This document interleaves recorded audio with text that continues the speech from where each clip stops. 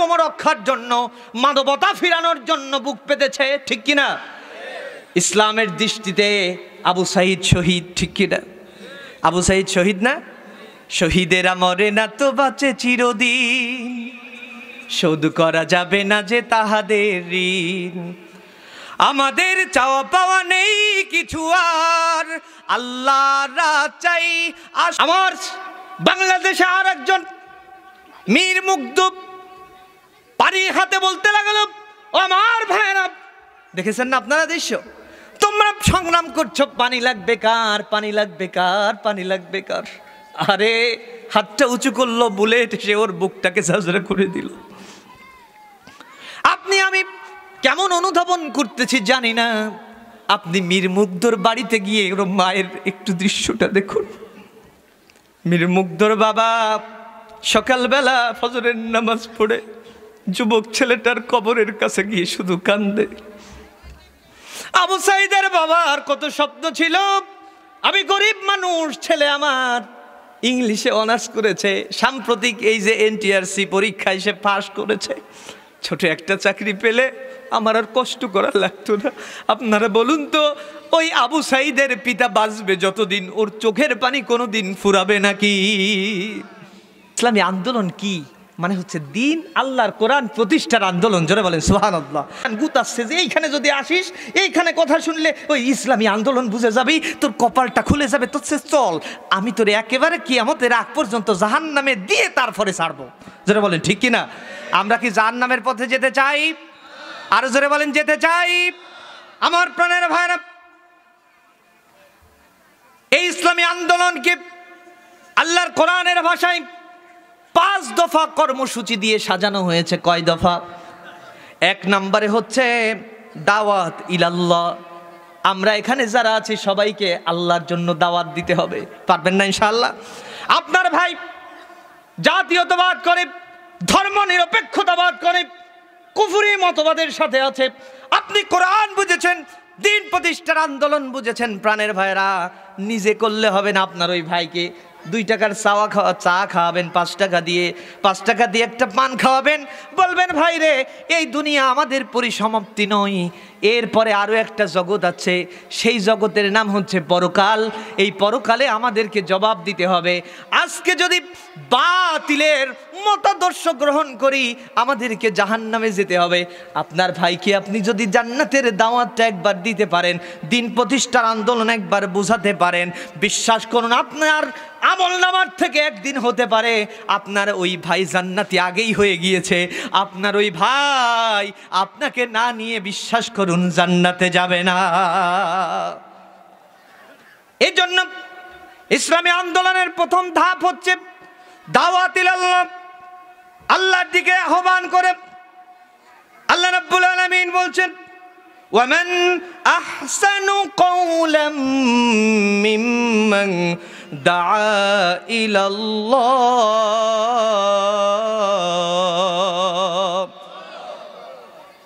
কার কথা তার থেকে উত্তম হতে পারে? তার কথা ব্যতীত যে আহ্বান করে আল্লাহর দিকে, ওয়া আমিলা সালিহা, এবং নিজেও সৎ কাজ করে। নিজে আমি দাওয়াত দিলাম, 5 ওয়াক্ত নামাজ পড়লাম না, দিনের কাজ করলাম না, শুধু দাওয়াত দিলাম, এরকম হলে হবে নাকি? নিজেও ভালো কাজ করবে, অন্যকেও ভালো কাজের আহ্বান করবে। 1 নম্বরের কর্মসূচি। আমার প্রাণের ভাইরা, 2 নম্বরের কর্মসূচি হচ্ছে আল্লাহ রাব্বুল আলামিন আমাদেরকে দায়িত্ব দিয়েছেন মানুষকে শাহাদাতান আলান নাস, এই পথে চললে, এই মতে চললে যে কোনো সময় আপনারই প্রাণটা উড়ে যেতে পারে। এই কথা বললে অনেকে আশ্চর্য হলেন যে এই আবার কোন লাইন? এরকম হলো না? এবার দেখবেন 2-1 জনের ভালো লাগবে না, উঠে আঠা দেবে, শাহাদাতান আলান নাস, মানে মূর্তি হবে, আমি মরবো না, সারা জীবন বেঁচে থাকবো। আপনি বলুন তো, এইখান থেকে আপনি দৌড়ে বের হয়ে গেলেন যে এই মরার কথা বলবে, এর মানে হচ্ছে আমার ব্রেন ওয়াশ করে আমার মারার লাইন করবে, আমি এখান থেকে উড়ে গেলাম। আপনি বিশ্বাস করুন, যদি এইরকম না হয়, আল্লাহ না করুন, যে ওখানে গেলেন, আজরাইল বলল দাঁড়া, তুই এই ভয়তে তো আইসিস, তোরে এখনই আমি নিয়ে যাবো, এরম হলেও হতে পারে না। এজন্য মৃত্যু থেকে কি পালানো যাবে? আমার প্রাণের ভাইরা, দিন প্রতিষ্ঠার আন্দোলন করতে হলে আপনাকে শাহাদাতান আলান নাস, কিছু মানুষকে শহীদ হতে পারে, আপনাকে হতে পারে এই দ্বীনের জন্য শহীদ হতে পারে। আল্লাহ রাব্বুল আলামিন কোরআন আল কারীমে চমৎকার করে বলছেন, ও দুনিয়ার মানুষেরা শোনো, ওয়ালা তাকুলু লিমান ইউকতালু ফি সাবিলিল্লাহি আমওয়াত,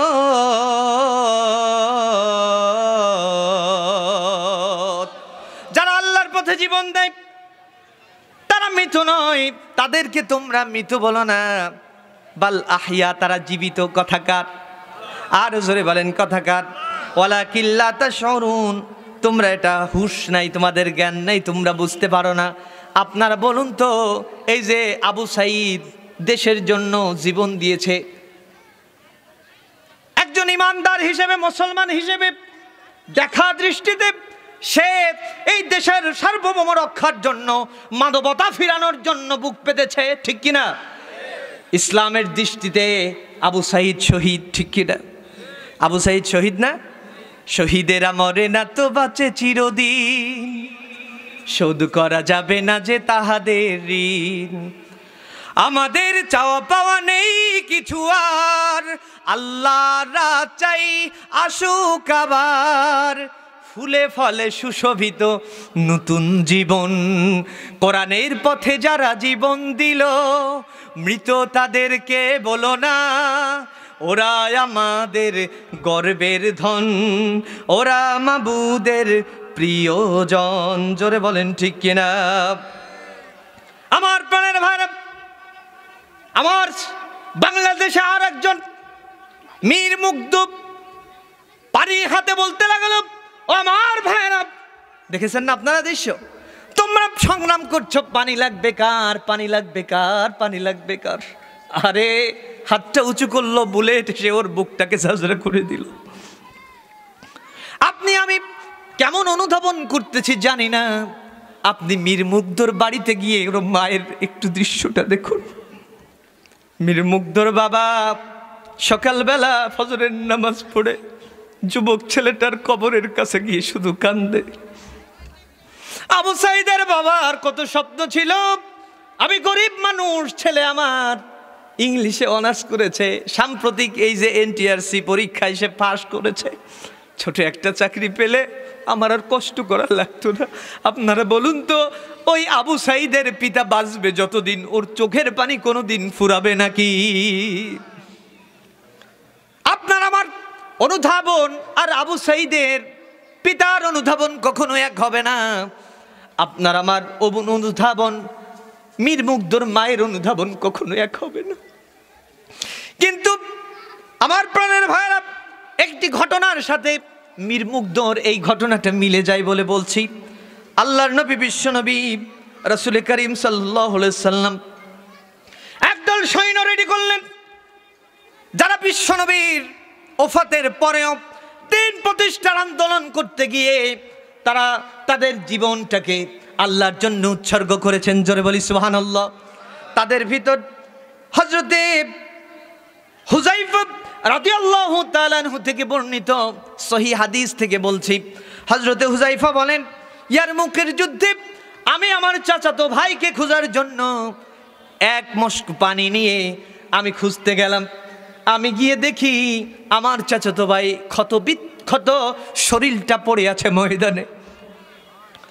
চাচাতো ভাই ডেকে বলছে, আমার পানি লাগবে, পানি। হযরতে হুযায়ফা বলেন, পানি নিয়ে দৌড়ে গেলাম চাচাতো ভাইয়ের কাছে।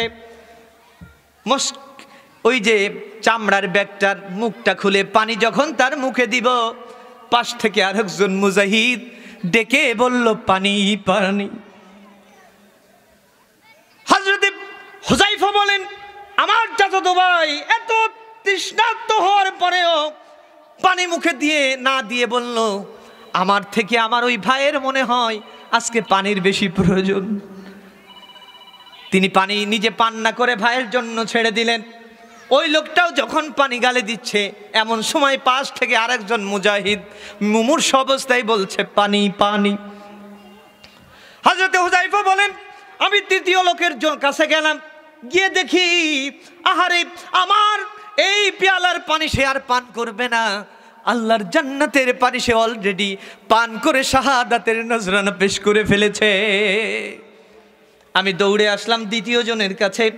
তৃতীয় জনের কাছে এসে দেখি আহারে সে আর দুনিয়ায় পিছে নাই। ভাবলাম সর্বপ্রথম তো আমার চাচাতো ভাই পানি চেয়েছে, যাই আমার চাচাতো ভাইয়ের কাছে।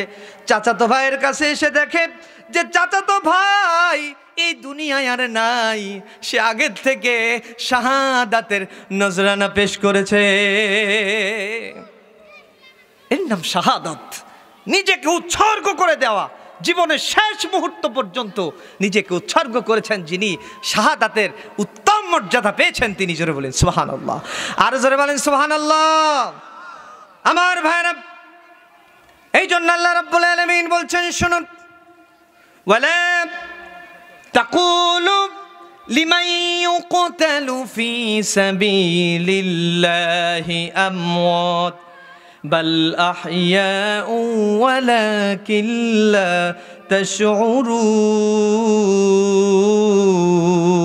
তাশউরুন। যারা আল্লাহর পথে জীবন দেয় তাদেরকে তোমরা মৃত বলো না, তারা জীবিত, তারা আল্লাহর পক্ষ থেকে রিজিক পায়। শহীদদের ব্যাপারে আনাস ইবনে মালিক রাদিয়াল্লাহু তাআলা আনহু থেকে বর্ণিত, তিনি বলেন রাসূল করিম সাল্লাল্লাহু আলাইহি সাল্লাম বলেছেন, শহীদেরা যখন জান্নাতে প্রবেশ করে, জান্নাতে প্রবেশ করার পরে আল্লাহর কাছে বলে, আল্লাহ কিছু চাই না, শুধু একটা দাবি, আমাদেরকে আরো 10 বার আপনি এই দুনিয়ায় পাঠিয়ে দেন, দিন প্রতিষ্ঠার আন্দোলন করে আমার জীবনটাকে আমি 10 বার শাহাদাতের নজরানা পেশ করব। জোরে বলেন সুবহানাল্লাহ। এই শাহাদাতের মৃত্যু হচ্ছে পৃথিবীর শ্রেষ্ঠ মৃত্যু। জোরে বলেন সুবহানাল্লাহ, আর জোরে বলেন সুবহানাল্লাহ। আমার প্রাণের ভাইরা, আল্লাহ রাব্বুল আলামিন বলছেন মুমিনদের স্বপ্ন হচ্ছে শাহাদাতের মৃত্যু। আমার প্রাণের ভাইরা, খুবাইব ইবনে আদি রাদিয়াল্লাহু তাআলা আনহু এর ব্যাপারে একটি উল্লেখযোগ্য বর্ণনা। আপনাদের কষ্ট হচ্ছে না তো? সব নবীর সাহাবীদের কথা বলছি। আল্লাহর নবী, বিশ্ব নবী, ওই যে কোরআনের দাওয়াত দেওয়ার অপরাধে মক্কা নগরীতে টিকতে পারলেন না বলে আল্লাহর নবী, বিশ্ব নবী রাসূল করিম সাল্লাল্লাহু আলাইহি সাল্লামকে রাতের আধারে চলে যেতে হলো মদিনায়। আল্লাহর নবী মদিনায় চলে গেলেন, কিছু সাহাবী গুছিয়ে পারে নাই, পরিবার আছে কিন্তু বিশ্ব নবীর বড় ভক্ত। তার ভিতরে অন্যতম ছিলেন খুবাইব ইবনে আদি রাদিয়াল্লাহু তাআলা আনহু। খুবাইব ইবনে আদি বিশ্ব নবীর একনিষ্ঠ একজন সাহাবী। চলে যাবেন মদিনায়, কাফেরেরা টের পেয়েছে খুবাইব ইবনে আদি মক্কা ছেড়ে পালিয়ে মদিনায় যাবে। কাফেরেরা খুবাইব ইবনে আদিকে ধরল, অ্যারেস্ট করে জেলখানার ভিতরে ঢুকালো। খুবাইব ইবনে আদিকে খাবার দেয় না, পানিও দেয় না। কিন্তু খুবাইব ইবনে আদি তো আর বসে থাকে না। খুবাইব ইবনে আদি ওই রাত্রের বেলা তাহাজ্জুদের পাটিতে দাঁড়িয়ে দাঁড়িয়ে আল্লাহর সাথে কথা বলে। আর খুবাইব ইবনে আদির জন্য আল্লাহর আসমান থেকে খাবারের বরাদ্দ হয়ে যায়। জোরে বলেন সুবহানাল্লাহ, আর জোরে বলেন সুবহানাল্লাহ। খুবাইব ইবনে আদির চেহারা ভালো হয়, জেলখানার ভিতরে থেকে তো চেহারা খারাপ হওয়ার কথা, এত সুন্দর চেহারা হয় কেন? আমরাও দেখলাম সাম্প্রতিক এই বাংলাদেশের একজন 50টি বছর যিনি কোরআনের দাওয়াত দিয়েছেন, মানুষের ঘরে ঘরে তাফসীরুল কোরআনুল মাহফিল কি এই প্রচার যিনি করলেন, পিরোজপুরের মাটিতে ঘুমিয়ে আছেন তিনি, আল্লামা সাঈদী, ঠিক কিনা? কওমি অঙ্গনের ভাইরা, আলিয়া অঙ্গনের ভাইরা, এরপরে যে অঙ্গন বলেন না কেন, এমনকি আওয়ামী লীগের যারা সাধারণ কর্মী এরাও তাকে ভালোবাসতেন। এটা কি মিথ্যা কথা না সত্য কথা? আর জোরে বলেন মিথ্যা না সত্য? কারণ তিনি যে উদারতার পরিচয় দিয়েছেন। অনেক আলেম আছে আমরা এইটা দেখতে পারি না, আমরা দেখি যে টুপি কেমন, এটা পাস করলে আর আমারটা তো গোল, তার মানে ইনি হচ্ছে কওমি, আমি হচ্ছে আলিয়া। এটা হচ্ছে সংকীর্ণতা, জ্ঞানের সংকীর্ণতা ছাড়া আর কিচ্ছু নয়। জোরে বলেন ঠিক কিনা? আল্লামা সাঈদী বলেছিলেন, আমার কলিজার 2টা পার্ট, এক পাশে হচ্ছে আলিয়া আর এক পাশে আমার কওমির ভাইরা। জোরে বলেন আল্লাহু আকবার। কি উদার ছিলেন তিনি! কিন্তু তাকে কি করা হলো? আল্লামা সাঈদী কাবার ভক্ত ছিলেন, রাসূলের রওজা তার জিয়ারত করা বড় স্বপ্ন ছিল।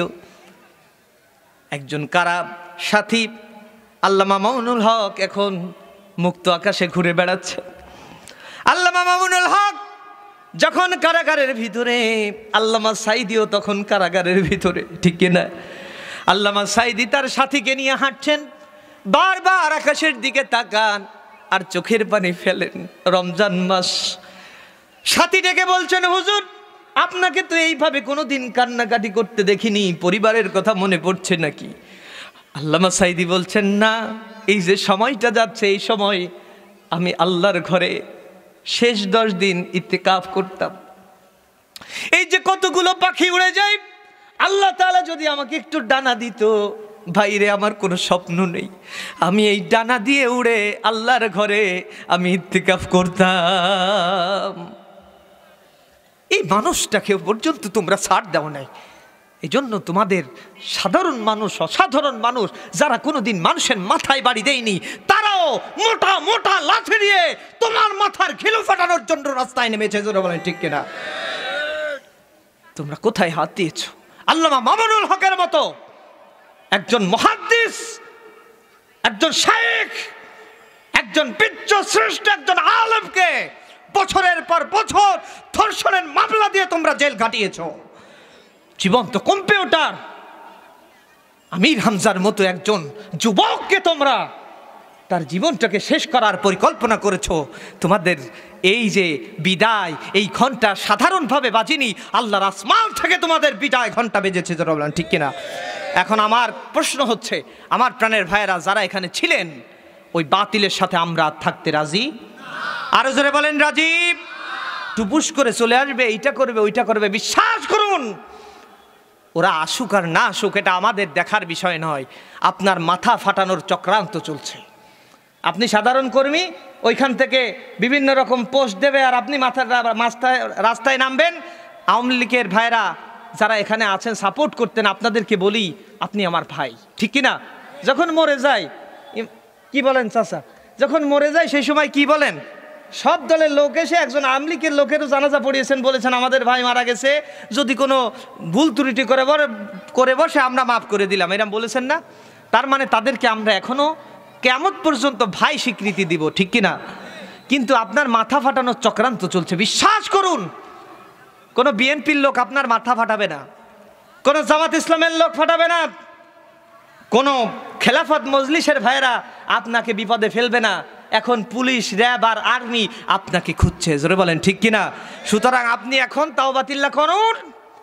আপনি যে কি অপরাধীর সাথে ছিলেন এটা অনুধাবন করুন, এর নাম হচ্ছে তাওবা, ঠিক কিনা?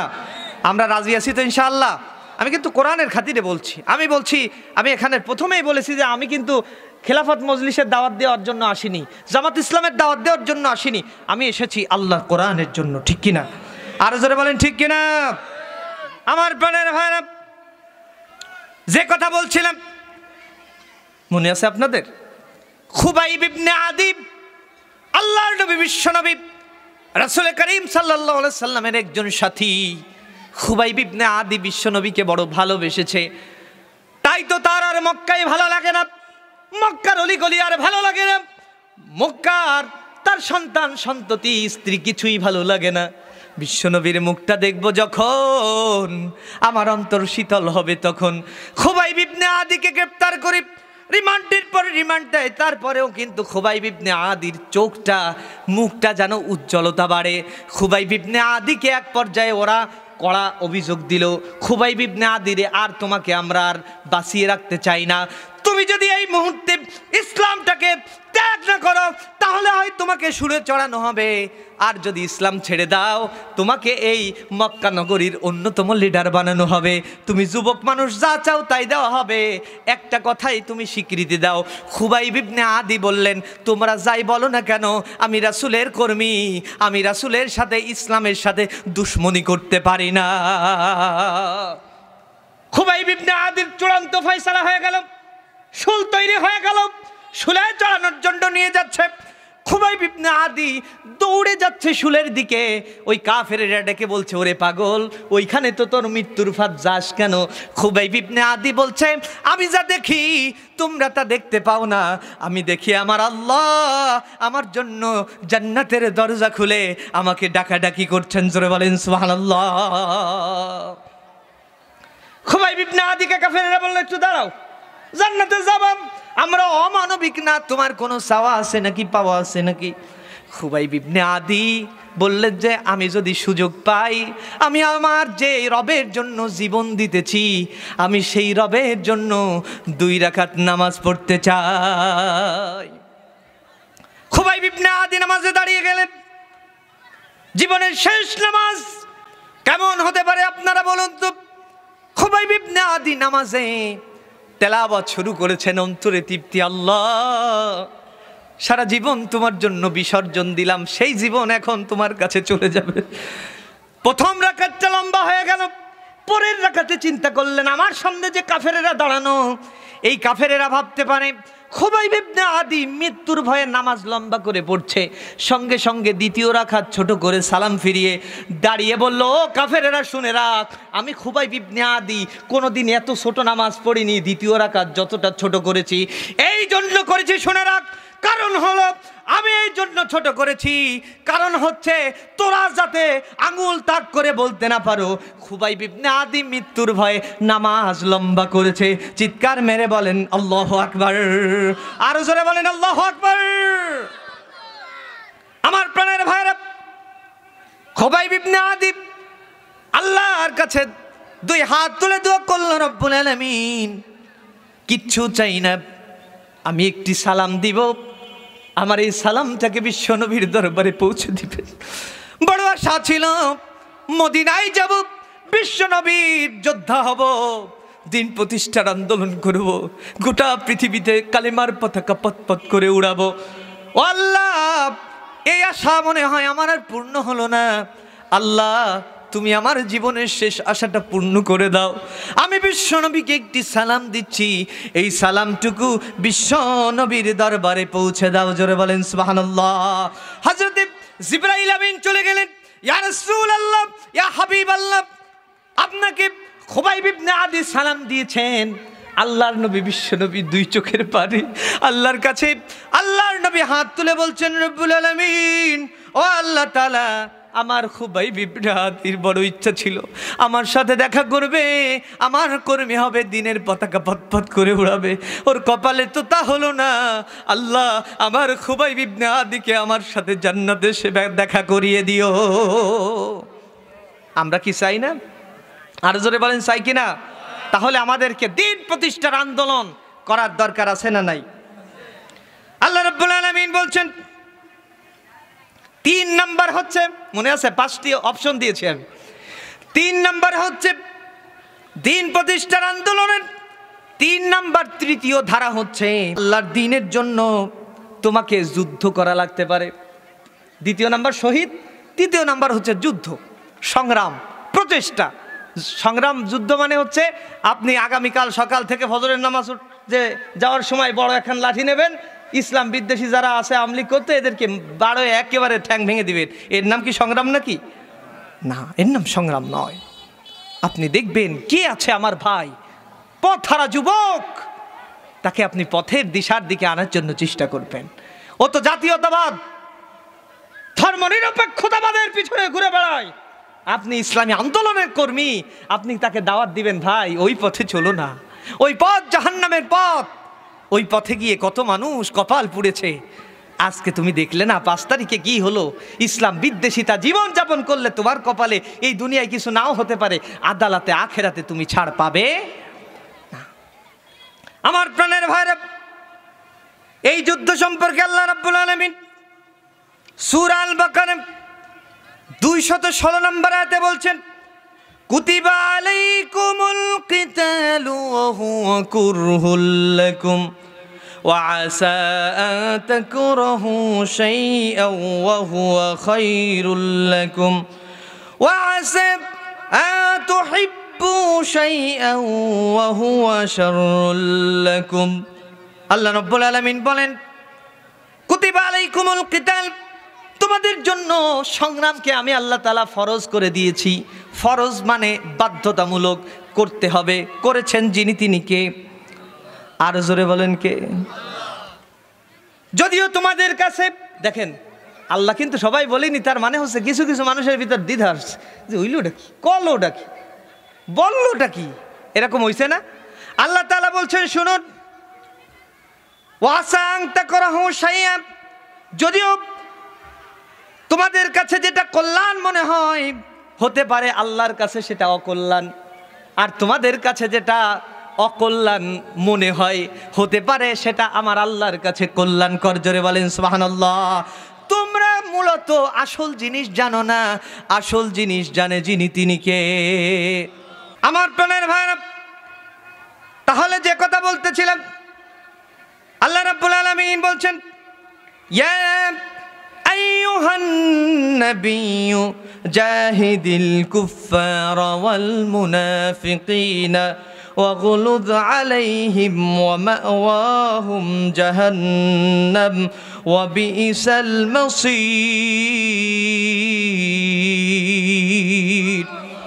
জিহাদ করবেন কাদের বিরুদ্ধে?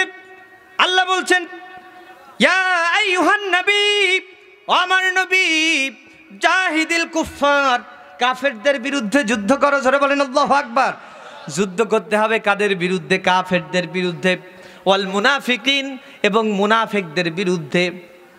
কাফের এবং মুনাফিক, কাফের এবং মুনাফিকদের বিরুদ্ধে যুদ্ধ করতে হবে।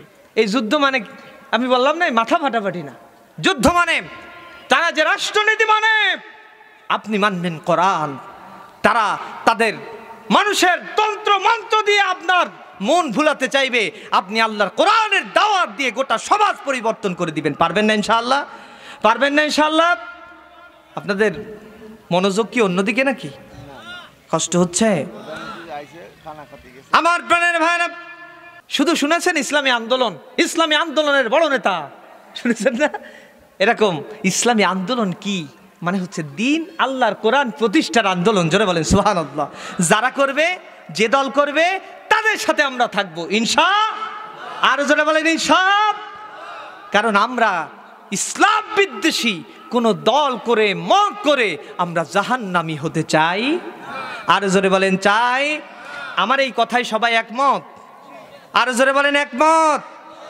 আমার প্রাণের ভাইরা, আল্লাহ রাব্বুল আলামিন বলছেন, ও নবী, জিহাদ করো। কাদের বিরুদ্ধে? কাফের এবং মুনাফিকদের বিরুদ্ধে। আমার প্রাণের ভাইরা, এই জিহাদের চেতনা আপনার আমার অন্তরে থাকতে হবে। আপনি যদি বেঁচে থাকেন তাও আপনি সফল, আপনি যদি মরে যান তাহলে তো আপনি আসলেই সফল, ঠিক কিনা?